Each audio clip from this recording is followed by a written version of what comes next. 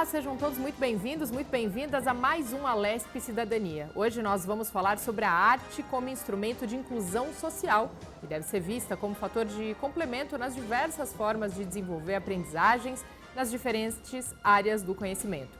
Com o passar dos anos, a inclusão conquista espaço em meio à sociedade como o resultado de um conjunto de ações e também reflexões. A arte inclusiva ela tem como objetivo apoiar o Dia Nacional de Luta da Pessoa com Deficiência. E aqui no estado de São Paulo, existem leis e projetos de lei de incentivo à cultura e acessibilidade. E a Assembleia Legislativa do Estado de São Paulo, por meio da solicitação do deputado Rafael Silva, do PSD, recebe a exposição Vitor Maciel e as Cores do Brasil. Acessível por meio da leitura de QR Codes, as obras são equipadas com um sistema de autodescrição, o que permite com que as pessoas com deficiência visual entendam as obras do artista. E é para falar sobre essa arte inclusiva e a exposição que nós vamos conversar agora com o artista plástico Vitor Maciel e a representante do Museu de Arte Contemporânea da Universidade de São Paulo, Heloísa Espada. Sejam muito bem-vindos. Obrigado. Bom dia, boa tarde, boa noite, porque agora com a internet você pode ver esse programa a qualquer hora, né? Exatamente. Vitor, vamos começar falando sobre essa ideia e esse olhar que o artista deve ter, ou esse novo artista deve ter também para as pessoas com algum tipo de deficiência. São poucos artistas que têm essa preocupação, essa delicadeza. No meu caso, eu tive a grande oportunidade de fazer um trabalho para a Casa Portinari, né, que fica em Brodowski, próximo a Ribeirão Preto, de onde eu venho. Eu fiz a audiodescrição de 70 obras do livro, dentro de um projeto muito especial que se chama DEVIRP, que é a Associação dos Deficientes Visuais da região de Ribeirão Preto, que atende mais de 40 cidades. Esse trabalho permitiu que eu tivesse uma propriocepção, uma consciência maior da importância dessa acessibilidade em relação à arte também. A gente fica imaginando, a pessoa cega, será que ela sabe o que é o azul? Será que ela sabe o que é o amarelo? Será que ela sabe o que é o preto? E eu fui direto fazer essa pergunta para eles. Eles disseram, a gente não sabe o que é a cor em si, mas cada cor ela tem um significado já para a gente. Então é importante que se diga, o azul está do lado direito, o amarelo está do lado esquerdo do rosto. E nesta exposição As Cores do Brasil, eu uso um pouco mais, que é pintando o rosto, né, das pessoas, em especial de pessoas negras, nas cores da bandeira do Brasil. E para eles, ouvir, né, essas cores diferentes, eu falei assim, é estranho para vocês? Eles disseram, não, é intrigante. E isso influencia, Vitor, no momento de você pintar uma tela, por exemplo? Deixa eu usar mais tal cor ou menos tal cor?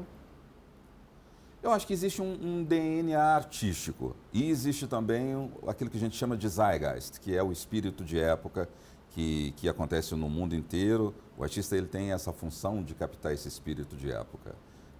Hoje na França a gente tem uma artista que se chama Nelly, ela também tem feito muitos retratos com várias cores, pinceladas mais gestuais. Temos Voca na Suíça. Aqui no Brasil também temos outros artistas. Então isso também é um espírito de época. Eu tive a oportunidade de estudar Heads na Inglaterra. Eu morei um período na Inglaterra e eu percebi que lá as pessoas pintavam muito cabeças, né? E ali eles começaram a usar em cores, só que é uma percepção diferente da cor que a gente tem no Brasil, porque a luz que incide aqui no Brasil é muito diferente da luz na Inglaterra. Então, quando eu volto para o Brasil, eu começo a pintar a população brasileira com as nossas cores. E eu acho bacana isso de usar essa luz, mostrar essa intensidade, porque eu pintei o Parque Güell, o próprio Parque Güell de Gaudí, eu pintei com o nosso amarelo, pintei com o nosso verde, aquele verde amarelo da primavera do Brasil. Heloísa, fala pra gente qual a importância, né, de um artista com essa sensibilidade, né, com esse tato, não só para interpretar as cores, né, da nossa bandeira, ou seja, as cores do nosso país, independente, né, da tela que vá pintar, leva esse DNA, mas também ter essa preocupação com áudio, descrições, por exemplo, para as pessoas que têm deficiência. Sobre DNA na arte, sobre as cores do Brasil na arte, eu não posso falar nada, não entendo absolutamente nada disso, na verdade. E acho que a questão da cor enfim, é intrínseca da arte, né, da pintura desde sempre. Eu trabalho no Museu de Arte Contemporânea da Universidade de São Paulo, eu sou professora e sou curadora lá. O MAC USP é uma unidade de ensino, né? A gente recebe estudantes, dá aula de História da Arte, faz pesquisa de mestrado, doutorado, tem o serviço o atendimento ao público, os educadores, então a gente recebe um público de todas as estratos sociais e com todas as suas especificidades. O MAC tem uma coleção muito importante, né, de arte moderna nacional e internacional e de arte contemporânea também. Um museu público, sobretudo qualquer museu. O museu ele é um espaço dirigido ao público. Um museu público como esse da Universidade de São Paulo, que é do Estado de São Paulo, que tem uma coleção pública, ele é uma casa aberta a todas as pessoas, com todas as suas especificidades. E a gente tenta, justamente, eu acho que o que você estava falando claro que as artes visuais, elas são, a princípio, pensadas para serem aprendidas pelo olhar. Mas, cada vez mais, o museu não é só um lugar de contato e de você aprender sobre visualidade, mas é um lugar de você... Porque as obras de arte, quando as cores, as formas, os materiais, seja de qualquer forma, né, que estejam ali empregados pelo artista, eles têm um significado. E eu acho que a ideia é de que, mesmo que você não possa ver, você possa ter contato com aquilo que está sendo discutido. E eu acho que cada vez mais os museus, eles são um lugar aberto para esse espaço de diálogo. E aí cabe ao museu, cabe aos educadores, cabe aos artistas fazerem essas transposições necessárias para que todas as pessoas possam ser acolhidas e possam ter acesso àquele conteúdo, porque o museu, a exposição é uma maneira de pautar, né, a sociedade, pautar com assuntos políticos importantes, com assuntos que têm um interesse, ou assuntos filosóficos, um assunto às vezes super íntimo do artista, mas que vai bater no público de uma maneira indireta, porque a arte é o lugar de falar sobre qualquer coisa, né? É poesia, é ativismo, às vezes. Hoje em dia, são muitas as possibilidades. Tudo depende de como que o artista está articulando. E o que a gente precisa estar atento, essa questão da acessibilidade, é isso. Que todas as pessoas com as suas particularidades possam ter acesso a esses conteúdos da sua forma. Muitas vezes, uma exposição, eu não entendo muito disso. Eu trabalho... Sou professora, tal, eu não sei fazer esse trabalho de mediação, sabe? Mas a gente acaba, como curadores, a gente trabalha com o setor educativo, para que o setor educativo, que a gente discuta os conteúdos, e o setor educativo que conhece melhor, né, como fazer essa transposição, vai fazer esse acolhimento para que as pessoas possam ter acesso aos conteúdos da exposição. É por aí, assim. A Heloísa falou duas coisas extremamente importantes e que tem muito a ver com a minha exposição. Ela falou de artivismo, que é... Isso é um neologismo? Eu posso falar que é um neologismo? Não, assim, na verdade, a questão do ativismo da arte, ela é muito antiga, né? Sim. Se você for olhar, acho que talvez em toda época histórica, né, desde o Renascimento, tal, quando os artistas, você começa a estudar mais o indivíduo mesmo, né, o artista acaba aparecendo como um intelectual também, porque antes disso era um trabalho que se confundia ali, meio coletivo, que nem sempre se tinha autoria, né? Mas quando o artista passa a ser esse pensador também, vamos dizer assim. É porque essa é uma expressão que era muito usada pelo Jaidres Bell, que é uma das pessoas homenageadas nessa exposição As Cores do Brasil. Né? E ele praticamente ficou conhecido no país por causa desse artivismo. É que o Jaidres era um artista indígena.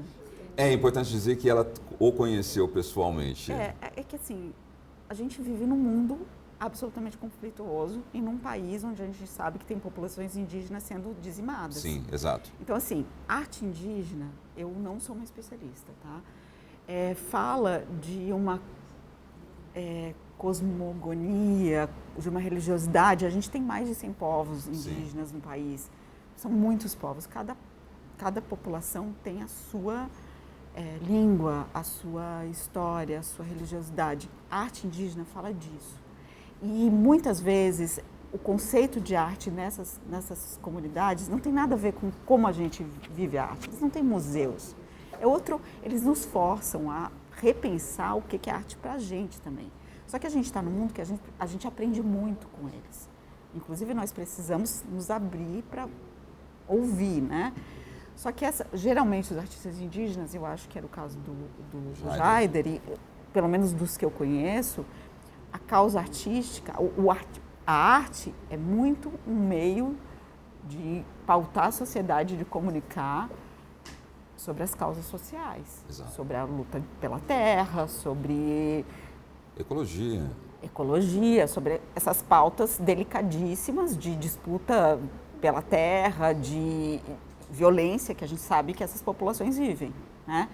Então, assim, não dá para, ao meu entender, não faz sentido falar de arte indígena sem entender essa circunstância assim, social e esse momento de olhar para isso, né, de como está muito em evidência isso, é porque a gente está vivendo um momento em que a gente sabe que essas populações estão sendo dizimadas, correm risco e essas pessoas estão lutando pela vida. Então, assim, é muito grave, delicado e sério tudo isso. É claro que há artistas de outras circunstâncias, na década de 70, você vai ver muitos artistas ligados, né, questões políticas no Brasil ou fora do Brasil. É comum que os artistas se engajem politicamente e que tragam isso para sua obra, mas a maneira de fazer isso, aí existem milhares de formas, e aí tem a ver com as circunstâncias históricas, com os meios de produção de cada época.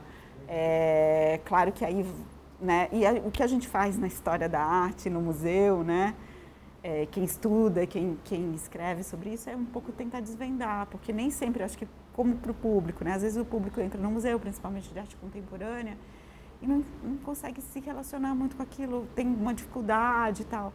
E é importante dizer que, no fundo, o que a gente faz na universidade, né, e com tantos estudantes, a gente tem lá um monte de bolsista, um monte de gente, é entrar no mundo, no universo de cada um desses artistas e escrever, e pesquisar, e entender, né, como, né, o que cada um está tentando articular ali, né? O que eu acho bacana do Jaider Isbell é que ele trouxe e mostrou para o Brasil e mostrou para o mundo uma arte contemporânea produzida pelos povos originários.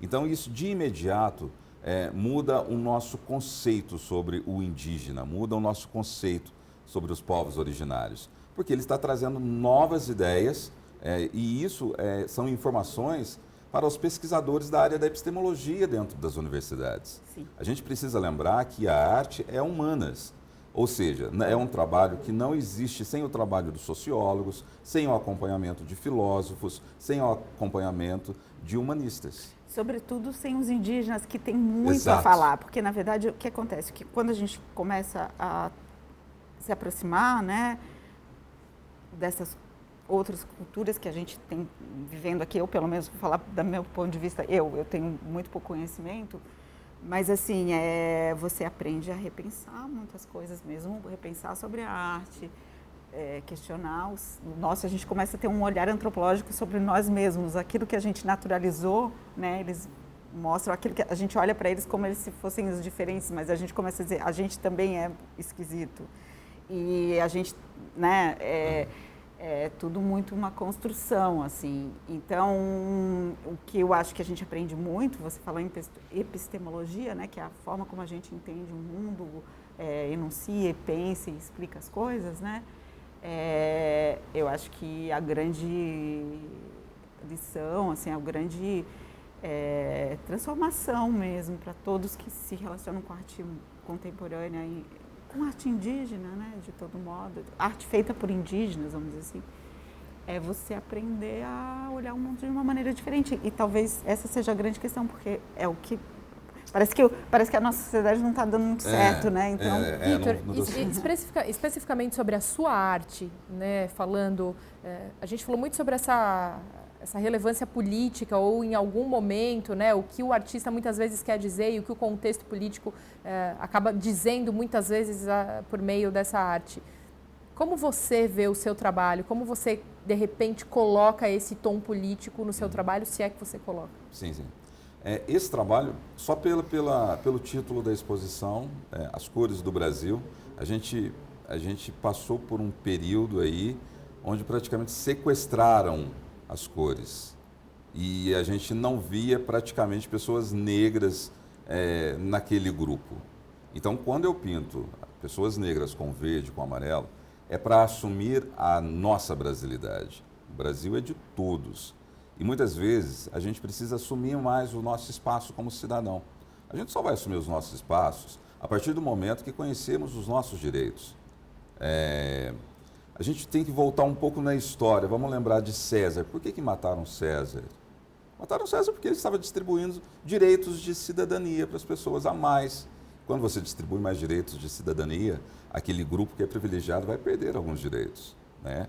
Aqui em São Paulo, no MAC, no MASP, no Instituto Tamiotaque, no MAN, está acontecendo um momento histórico que praticamente começou há 5 anos, que é essa questão da decolonialidade, que é a questão de trazer a representatividade dos artistas negros, que foram invisibilizados há 100 anos atrás, né, um pouco mais de 100 anos, praticamente uns 150 anos. Sempre, né? E que agora estão fazendo um grande esforço para democratizar essa representação iconográfica, né? É um assunto extremamente importante, é um assunto que é diretamente político e São Paulo está cumprindo o seu papel de ser vanguardista, né?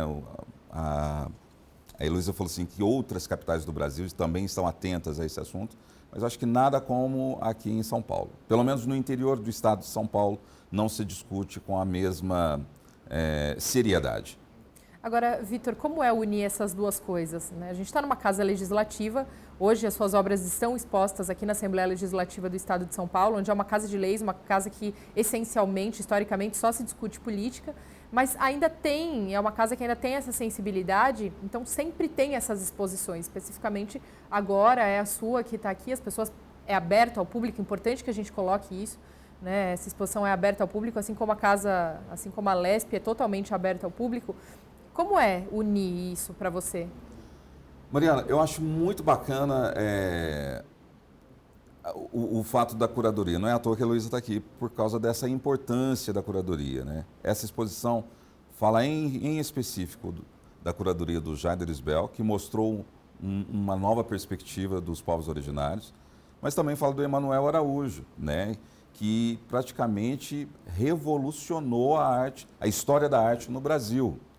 Revolucionou a partir do momento que ele escreveu livros, que ele fez um catálogo desses artistas negros que contribuiu para a história, que eram invisibilizados, mas mais do que isso. De 92 a 2002, ele foi o diretor da Pinacoteca de São Paulo. E aí é o que eu digo, a arte não é apenas aquela coisa decorativa. A arte é o espírito de época, que a gente passa para a arte visual, mas isso, quando é transformado em escultura, acaba sendo a grande influência da arquitetura. A arte visual, ela influencia diretamente na arquitetura do mundo. E o que eu digo Emanuel Araújo, a escultura de Emanuel Araújo, é o espírito de época da arquitetura mundial.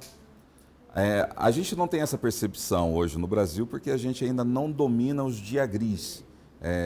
Eu estudei 2 anos e meio de História da Arte no curso de Arquitetura, por isso que eu estou falando isso.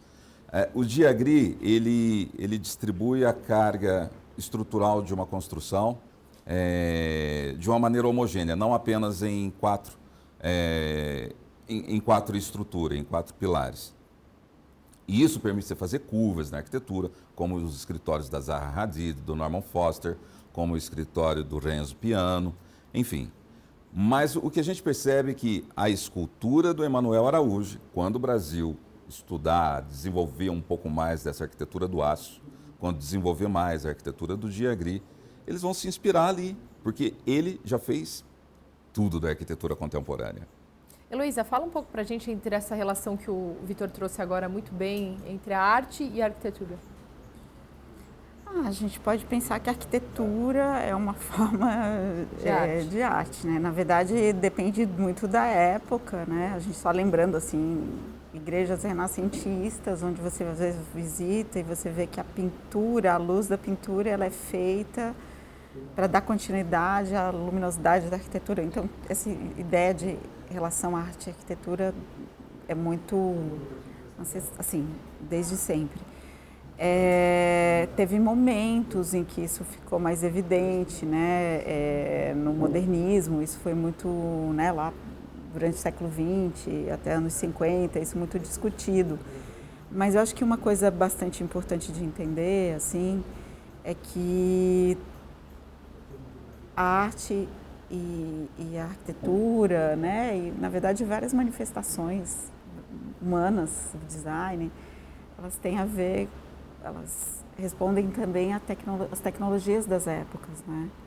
Ao gosto, às discussões estéticas, mas também às tecnologias. Então, por exemplo, se você for pensar no modernismo, no início do século XX, com toda a Revolução Industrial, tanto a arquitetura quanto os escultores começaram a trabalhar com metais, com painéis de vidro, por exemplo. Só no século XX, né, que a tecnologia permitiu que você construísse grandes painéis de vidro. Isso muda completamente as possibilidades para a construção da arquitetura. O concreto armado. Então, isso trouxe possibilidades de uma plasticidade maior à arquitetura. E claro que os arquitetos vão olhar sempre para aquilo que os artistas estão fazendo e vice-versa. É muito difícil isolar, né? A gente tem na história arquitetos que eram artistas, artistas que eram arquitetos, e um diálogo constante. O caso do Hélio Oiticica, né? Eu acho que é um clássico, porque o Hélio Oiticica, ele praticamente tirou as cores, né, dos quadros da parede e vestiu as cores, e depois ele começou a fazer obra contemporânea, usando placas, ambientes, né, para a pessoa percorrer. E em Otim transformou isso em realidade. Pegou a obra dele e transformou em arquitetura, realmente. Ele tem aqueles parques, né? Exato. Que são obras para você, porque tinha todo o conceito de ambientação, para você entrar e vivenciar a obra de arte. Então, muito característico daquele momento. E também lembrar, já que você falou do Hélio, que é um artista tão importante, né, para a gente aqui no Brasil, que os primeiros ambientes eles eram inspirados na arquitetura das favelas do Rio de Janeiro, né? Assim como os parangolés, né, que são aquelas obras para vestir. Então tem toda também uma relação, por exemplo, da arquitetura com o abstracionismo, né? Toda a história do abstracionismo no século XX, se pensar na escola Bauhaus ou nos movimentos holandeses, havia também uma vontade de integrar, né, de fazer do ambiente quase como um quadro para ser vivido e aí alguns artistas defendiam isso, né? E aí, claro que tem todo um engajamento na arquitetura e no design. Então, acho que eu acho que é muito rico sempre olhar as duas coisas, né? E aí, bom, tem mil relações para falar sobre isso, enfim. Vitor, eu queria que você trouxesse um pouco para a gente essa questão. Parece que nós temos, inclusive, né, essa audiodescrição, como a gente começou dizendo que as suas obras têm exclusivamente essa questão, essa exposição que está aqui na LESP. E aí depois que a gente ouvir, então, essa audiodescrição para que a gente conheça, para que você possa comentar para a gente também como adaptar, então, não só fazer essa obra, mas passar depois ela para essa audiodescrição, eu acho importante a gente falar um pouco também dos estímulos políticos, né, ou do fomento político para essa questão da arte aqui no Estado, enfim, no país. Ótimo. Diretor, acho que a gente tem, né? Obra intitulada O que foi, Tiazina? Ribeirão Preto, São Paulo, 2022. Técnica, óleo sobre tela. Pintura colorida. Enquadramento de imagem, plano médio curto. Cabeça e busto. Dimensões 80 por 60 centímetros. Posição vertical. Pintura de uma senhora octogenária. O corpo está direcionado para a direita, a cabeça virada para a frente. Porém, os olhos se estendem ao máximo para a esquerda. Talvez seja o último olhar em direção à justiça que lhe foi negada. A luz vem do alto e da esquerda. O cabelo fino e crespo é preto, contrastando com uma faixa azul celeste no alto da testa e com um enorme laço do lado direito. A pele retinta foi representada nas cores laranja e sombreada de marrom. Olhos pretos, nariz largo, os lábios esforçam para manter a boca fechada. Expressão fisionômica de desconfiança e desilusão. As expressões do tempo são perceptíveis nas rugas da testa e no pescoço magro que realçam as veias. Usa uma bata amarela tom pastel. Sobre os ombros, uma capa vermelha. O contraste da capa com um fundo branco é uma clara referência à bandeira do estado de Minas Gerais. No canto inferior direito, a assinatura do sobrinho, Vitor Maciel, 2022.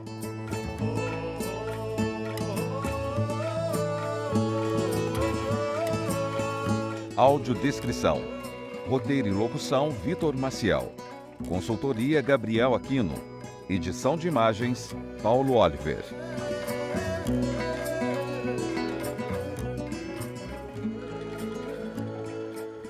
Como foi fazer essa audiodescrição que a gente descobre só no final? E era minha tia, tia, né? sim. E é uma tia que a única pessoa que me incentivou. Eu nasci numa cidade de 28 mil habitantes, no sul de Minas. Então eu só fui conhecer Claude Monet com 13 anos, através de um calendário num consultório médico. E isso final da década de 80, a gente não tinha internet, era muito difícil você ter acesso às informações. E a tia Zina sempre me incentivou. Agora, é uma pessoa que teve uma vida muito difícil, né? Ela lutou ao máximo para conquistar seus direitos de cidadã e eles foram negados, de certa forma total, né? Ela não conseguiu os seus direitos trabalhistas que eu estou falando. Mas mesmo assim ela incentivou e ajudou o máximo de pessoas. Mas mais do que isso, eu quero falar que a audiodescrição é fundamental que tenha essa revisão por uma pessoa cega, né? Que no caso, eu tenho uma pessoa muito especial que me ajuda, que ela é de Belo Horizonte. É fantástico você, quando tem esse feedback e ele fala, nossa, olha, corrige só isso, às vezes muda uma palavra, uma posição, para ajudar na compreensão da pessoa que tem deficiência visual. Sim, porque realmente precisa, como você disse, é fundamental esse olhar até para ter esse feedback de se é possível, né, passar tudo ou não. Agora, como é, por exemplo, você que tem esse feedback desse seu revisor, né, que é uma pessoa que tem deficiência visual, como ele te detalha que ele interpreta ou que ele consegue enxergar a sua obra, né, enxergar através da sua audiodescrição? É muito bom, porque a gente tem muita intimidade, né? E às vezes ele fica perguntando, tipo, algumas palavras que eu uso, que são palavras específicas da arte, né? E aí a gente troca a palavra e muda a compreensão total para a pessoa que tem deficiência. Então é uma coisa que funciona muito. Agora, você começou falando dessa questão política no Brasil. Para a gente falar de política da arte no Brasil, a gente precisa chegar a um valor econômico, que é o que chama a atenção dos gestores públicos. E esse valor é 67,8 bilhões de dólares, que é o que circula no mundo das artes. Foi o que circulou no mundo das artes o ano passado, com um crescimento de 3%. 67,8 bilhões de dólares é mais de 300 bilhões de reais. Então, eu acho que isso começa a chamar a atenção de prefeitos, de deputados, de vereadores, principalmente. Porque a gente precisa de curadoria em pelo menos 5 mil municípios do Brasil. Essa curadoria ajudaria os artistas a terem a consciência do seu papel social, porque quem faz exposição descobre muitos artistas que desistiram das artes, porque não têm consciência do seu papel social e não conseguiram criar uma narrativa. Os artistas pintam, produzem ou fazem escultura porque é uma pulsão, né? O curador é o profissional que ajuda a criar essa narrativa e a ter essa consciência do papel social. Então, essa exposição, ela está aqui na Casa do Povo, na Casa de Leis, para chamar a atenção dos gestores públicos, né, dessa necessidade que nós temos de curadoria. Por quê? Porque desses 67,8 bilhões, 50% é dos Estados Unidos que movimenta esse valor. O Brasil tem a participação paupérrima de apenas 1%. E não é à toa que a Heloísa está aqui, porque a USP é uma das poucas instituições de ensino que tem uma grande coleção. Eu tive a grande oportunidade de ir em Princeton, né? E lá em Princeton eu vi um Jean-Michel Basquiat, que é um artista que foi criado pelos Estados Unidos nos últimos 35 anos. Ele foi criado a ponto da terceira tela mais cara do mundo ser vendida na Christie's, que é uma casa de leilão, ser vendido por 110 milhões de reais. É a terceira tela mais cara vendida na Christie's. Então, se isso só acontece porque temos curadores, temos todo esse apoio. No Brasil, nos últimos 35 anos, quantos artistas nós criamos?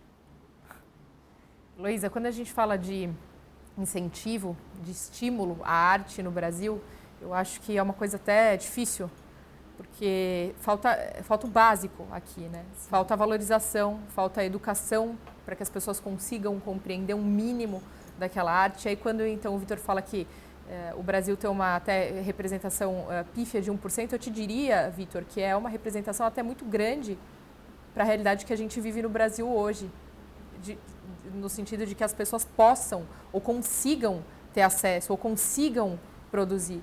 Porque realmente a realidade aqui, infelizmente, ainda é muito distante. Quando a gente fala em arte, quando a gente fala em cultura, quando a gente fala em valorização de tudo isso, infelizmente, né, Heloísa? Não, a gente tem que comemorar que voltamos a ter um Ministério da Cultura, né? Verdade. Que é super importante porque é uma maneira de pautar. É claro que cultura e arte está diretamente ligado com a educação. Eu queria convidar o público a visitar o Museu de Arte Contemporânea da USP, que é aqui no Parque do Ibirapuera. A gente fala de arquitetura, é um prédio do Oscar Niemeyer, um dos mais bonitos dele, assim. É um museu público, gratuito. A gente tem uma coleção de arte moderna, com nomes como De Chirico, tem Picasso, tem Matisse, Boccioni. Isso, assim, os nomes da arte internacional, né? E a gente tem uma coleção de arte contemporânea, super importante também. O museu está fazendo esse ano 60 anos e é uma porta aberta para todo mundo, é uma coleção pública. A gente está lá trabalhando para isso. Qualquer pessoa, de qualquer parte da cidade, pode entrar lá. Do mundo, né? Do mundo. Exato, estou querendo trazer os nossos, quem não sabe que pode estar lá, mas todo mundo é muito bem-vindo. A gente tem inclusive muita gente de fora do Brasil que visita porque é um prédio muito bonito, mas por isso que eu queria também incentivar, porque eu sei que muitas vezes em algumas regiões da cidade, às vezes as pessoas não ficam à vontade de chegar no museu, que acham que aquilo não é o espaço delas, ou que muitas vezes já ouvi as pessoas falando, não tenho roupa para ir, não me sinto confortável. Mas o museu, ele é um espaço público, é de graça. Fica aberto até às 8 da noite, está lá. São 5 andares de exposição, é gigante.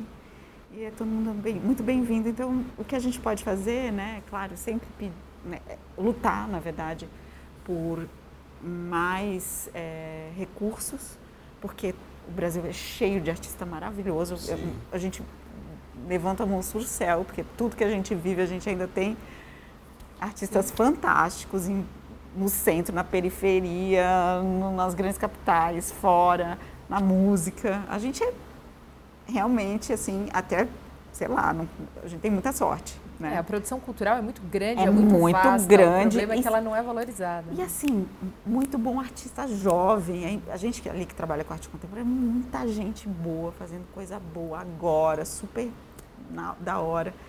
Mas queria lembrar isso, que o que a gente pode fazer temos um museu incrível, público, que qualquer um que está ouvindo a gente aqui pode ir lá e passar o dia vendo coisas lindas, e depois Assim? dar um passeio no parque, volta, enfim. Assim como a exposição do Vitor, que está aqui na Sim. Assembleia Legislativa, nós começamos dizendo que é aberta tanto a Assembleia quanto a exposição para qualquer pessoa. É só chegar enfim, se deliciar. Agora, antes de você me falar, Vitor, sobre como é fazer arte no Brasil, eu gostaria que a Heloísa me contasse, como professora, como é falar sobre arte no Brasil.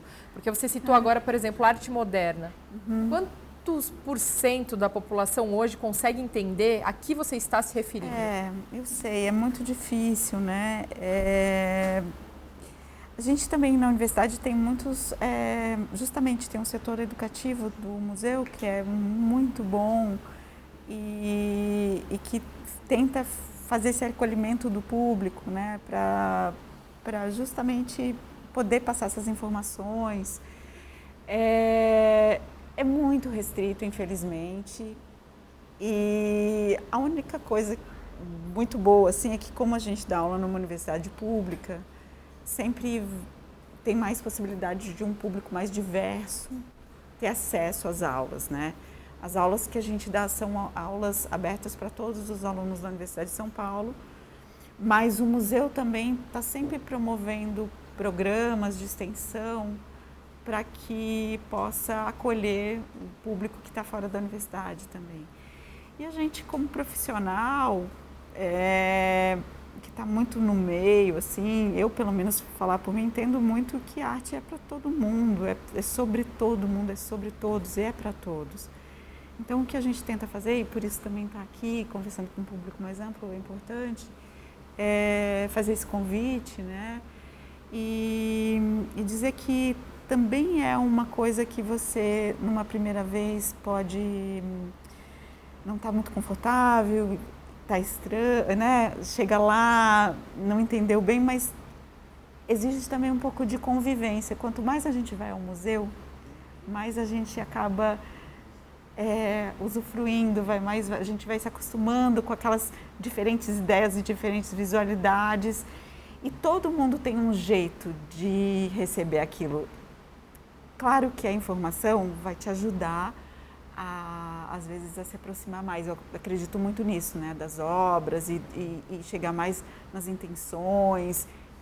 Toda informação acho que ajuda a gente mais a se apaziguar e poder ir se relacionando com os trabalhos. Mas,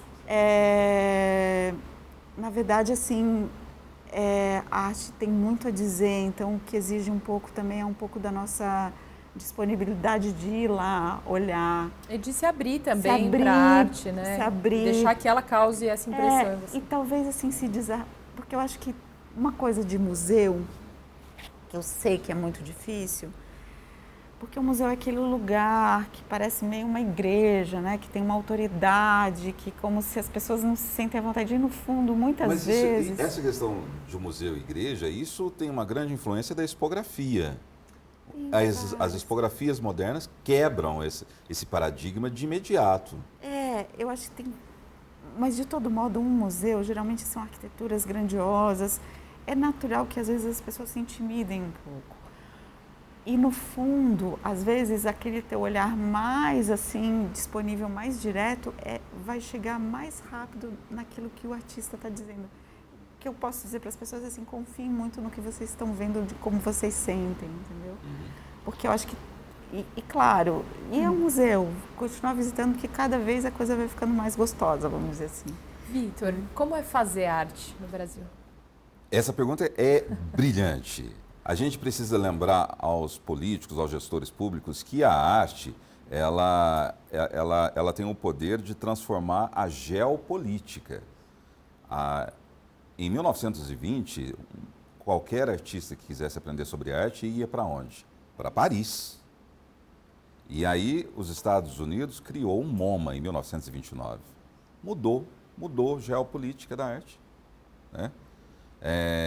Aqui no Brasil, em Otim, em Minas Gerais, quem diria, em Minas Gerais está se tornando um dos grandes centros das artes contemporânea para o mundo inteiro.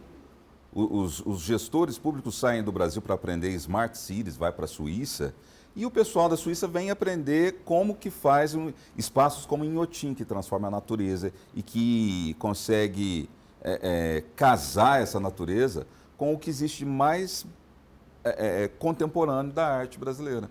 Tanto que agora lá tem um pavilhão do Abdias Nascimento, né? O primeiro pavilhão do Abdias Nascimento. O MASP só fez uma exposição do Abdias Nascimento no ano passado, que é um artista negro, né? Político, mas que tem uma produção artística que primeiro foi respeitada nos Estados Unidos e agora que está sendo conhecida e difundida no Brasil. É muito importante que os nossos gestores, Ribeirão Preto, por exemplo, é capital da região metropolitana. A gente precisaria, nós temos 2 grandes museus. A gente tem o Instituto Figueiredo Ferraz, que é um instituto super respeitado, uma grande coleção, enfim, tem coisas incríveis lá. E temos o MAP, que é o Museu de Arte Moderna da cidade. Mas quando o artista vai fazer uma exposição, o artista da cidade, ele não tem a curadoria, que é o mais importante. Então não adianta, as grandes cidades do Brasil, muitas cidades do Brasil, às vezes até têm grandes institutos, mas entra a arte e educação, que é o que ela falou no começo, né? E a grande professora de arte e educação para museus, para a arte, foi Ana Maia Barbosa, que passou pelo MAC. A professora Ana Maia Barbosa foi uma professora da USP, né? Que é uma especialista dedicada à questão da educação dentro dos museus. Ela foi diretora do MAC, USP, na década de 80, e ela implementou muitas ações educativas no museu, né? Ela é uma referência no Brasil todo e teve um período no MAC e até hoje, eu acho que algumas educadoras que trabalham lá, que trabalharam com ela, ainda tem muita, assim, foram muito marcadas pelas metodologias, né? Então, é isso, assim, os museus, na verdade, eles são uma estrutura muito grande e complexa, assim, mas são sempre espaços. Não dá para falar em museu sem falar em educação, em né? educação. Você sempre tem essa... Você sempre está propondo uma conversa com o público, propondo ideias, propondo reflexões e aí muitas vezes esse trabalho de intermediação justamente feito pelo educativo com crianças, com pessoas de todas as idades e de todas as situações, capacidades físicas, né? Sobre isso que a gente está falando aqui, né? Sobre como que contemporaneamente uma pauta dos museus, né, de inclusão. A gente precisa cada vez mais tentar receber públicos com todas as características, né? Mas é importante, né, Vitor, essa aproximação da política com a arte e com a acessibilidade. Bem, essa exposição, ela tem um foco, que é a gente falar de curadoria diretamente para os gestores públicos.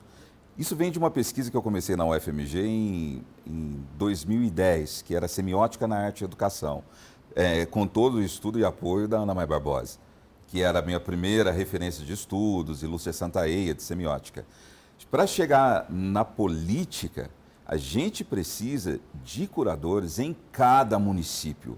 Senão a gente não vai ter patrimônio histórico para falar daqui para frente. Estamos perdendo a nossa história, já perdemos muito da nossa identidade de Brasil, porque perdemos os artistas. Os artistas estão morrendo, gente que sacrifica uma vida inteira para comprar uma tela de R$100, é caro. Um oil bar hoje que eu uso custa R$150, faz uma produção. A maioria dos artistas não consegue registrar isso através de um livro. Se perde a identidade de uma cidade, porque cada artista vem de um lugar do Brasil com as suas influências. Todo artista ele conta a sua história através da sua obra. Falar de curadoria é falar de 67,8 bilhões, mas acima de tudo, no Brasil, a gente precisa criar leis, discutir a possibilidade de ter curadores em pelo menos 5 municípios do país, para que a gente tenha uma história, uma identidade nacional. Para a gente ilustrar essa importância da curadoria, eu quero pegar 2 exemplos clássicos de Joana Van Gogh, que foi a mulher de Theo Van Gogh. Quando Van Gogh morreu, ele deixou 400 telas para o Theo. O Theo, ele era um marchand, só que não vendia nenhuma tela do irmão. O Theo morreu 2 anos depois, quase 2 anos depois, E a Joana Van Gogh ficou com um filho e 400 telas. O que ela fez? Ela organizou essas 400 telas. Eu acho que 200 ela vendeu e 200 ela deixou para o Museu Van Gogh, que hoje a gente vai... Eu vou em Netherlands, na Holanda, para ver a obra de Van Gogh. O que mais me interessa em Netherlands é a obra do Van Gogh. E aqui no Brasil, a curadoria do João Cândido Portinari, que é o filho do Portinari. Quando o Portinari morreu, a gente também não tinha isso catalogado, né, de o quanto ele tinha produzido, de quais eram essas obras, da fotografia, do registro da produção artística. E o Cândido Portinari praticamente colocou o Portinari no que ele é hoje. E Portinari tinha uma frase muito legal, não sei se você sabe, mas Portinari ele era de esquerda, ele era comunista na época. Hoje, coitado, ia sofrer mais ainda. Mas o mais importante, no momento em que todo mundo estava fazendo arte abstrata no Brasil, ele continuou fazendo arte figurativa, porque ele dizia que todo artista consciente preocupa com as questões sociais do seu tempo. E isso a gente consegue discutir através da arte figurativa. Durante muito tempo no Brasil, os artistas negros faziam uma arte conhecida como arte ingênua, né? Que é aquela arte sem perspectiva, sem jogo de luz, sombra, tem um nome específico, francês. Naif, né? Arte Mas é naif. bem questionável, assim, né? Ser ingênua, né? Porque mas era tido como uma arte menor. Hoje você vai nas principais feiras de arte do Brasil e do mundo, né? Você vai na Arte Rio, você vai na SP Arte, o que você mais vê é arte naif, que o mercado deseja ansiosamente. Importante, que aí, né, tem tudo a ver com a nossa conversa aqui, é o quanto as artes movimentam a economia, né? Então, por exemplo, o cinema movimenta muito dinheiro, tem muitos profissionais, né, que envolvem, são para fazer essas produções artísticas, são equipes muito grandes. Então, assim, eu acho que isso é uma questão política, né? Porque tem tanta má informação sobre a produção artística no Brasil, tanto preconceito, tanta mentira mesmo, né? Um preconceito. De incentivo, em especial. Exatamente, uma desinformação, né? É claro que em todas as áreas de renúncia fiscal, né? Sim, que não é só nas artes, na verdade, a renúncia fiscal para as artes via Lei Rouanet no Brasil é muito menor do que os incentivos fiscais para outras áreas da economia. E é uma desinformação muito grande sobre isso, né? Porque uma forma pejorativa de falar sobre a produção artística, na verdade, a maior parte dos artistas em todas as áreas se sacrifica muito, tem uma vida muitas vezes precária, tem possibilidades financeiras precárias. Então, acho que cabe à política, né, entender melhor como que essas coisas funcionam, falar com os produtores de arte, né, para não ficar propagando mentira, bobagem que afasta a população, cria preconceito. E as pessoas são trabalhadoras, né? E eu não sei, eu pelo menos estou aqui há 30 anos trabalhando com isso. E trabalhando duro. Não né? tenho nenhum amigo rico, gente. Assim, os amigos... Muito Enfim. bem. Olha, gostei muito do bate-papo. Muito obrigada, Vitor. Muito obrigada, Heloísa, pela presença de vocês, pelo bate-papo, pelos esclarecimentos. Vitor, mais uma vez, parabéns. Obrigado. Uma belíssima exposição. Obrigado pelo carinho que você e o Arthur recebeu a minha obra aqui na apresentação da matéria. Eu acho que é extremamente a gente ter esses registros que fica para o futuro, né? De uma exposição, o que fica é o catálogo, o que fica é o que as pessoas escreveram. E eu preciso agradecer aqui, não poderia de maneira alguma deixar de agradecer o Gustavo Martins, que fez uma escrita linda. O Gustavo é aqui da casa, ele fez uma escrita maravilhosa, entendeu exatamente o que falava a minha obra. Sem falar da Marcela, da Melissa, toda a técnica, da Larissa, que fez fotos lindas, enfim. E você, Mariana? Nós que agradecemos. Muito obrigada, viu? Foi um prazer recebê-los aqui no Alesp Cidadania. Nós ficamos por aqui. Até a próxima.